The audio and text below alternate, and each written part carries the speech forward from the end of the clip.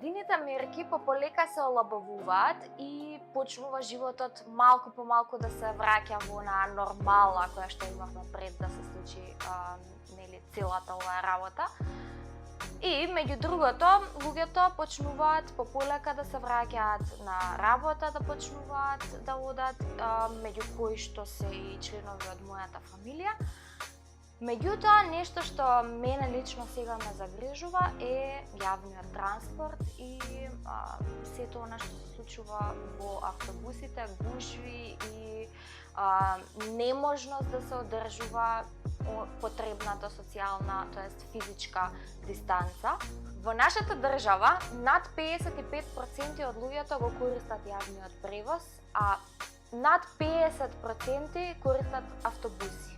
Начинот на кој што ќе се решава овој проблем треба тек допрва да се најде, меѓутоа мислам дека ова е дефинитивно правиот момент кога треба веќе да почнеме да размислуваме како ќе се намалуваат гужвите, особено на автобуските станици и за време на оние шпиц периоди кога луѓето одат или се враќаат од работа.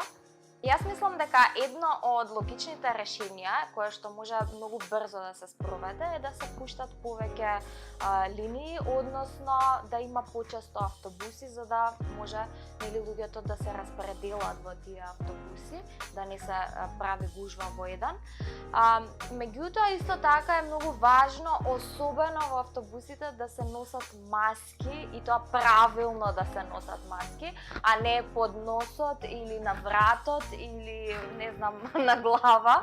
Нема да го зезнеме вирусот ако ја носиме маската, ама не ја носиме правилно, и нема да ги зезнеме полицијата или јавноста или власта ако носиме, ама не носиме маска. Мислам дека треба да ја сватиме сериозно работата и мислам дека овие ниски бројки кои што ги гледаме сега во заразени од вирусот се должат токму на сите оние превземени мерки кои што ги имавме во последните неколку месеци, и мислам дека и покрај тоа што се олабавени мерките, треба сепак да бидеме свесни и одговорни граѓани и да ги сепак и самите ние да ги почитуваме сите оние работи кои што треба да се почитуваат за да го намалиме и да го истребиме вирусот од тука. Како трета работа, мислам дека ова е одличен момент повторно да заживее нашата железница и железничкиот превоз, бидејќи дури и меѓу градовите многу малку се користи овој начин на превоз и наместо тоа се користат автобуси или дури и таксиња.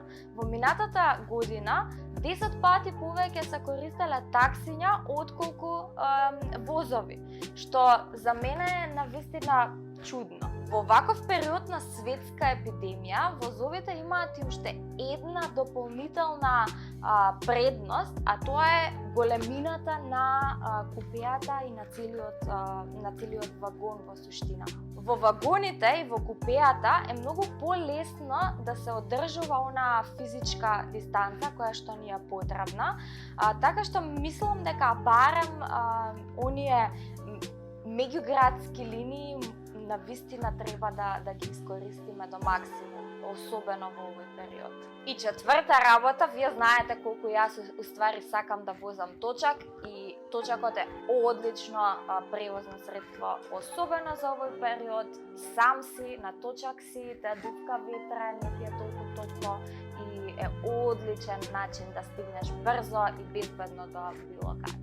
И за крај сакам да ви споделам една илустрација од еден италијански илустратор, ќе го пишам името тука.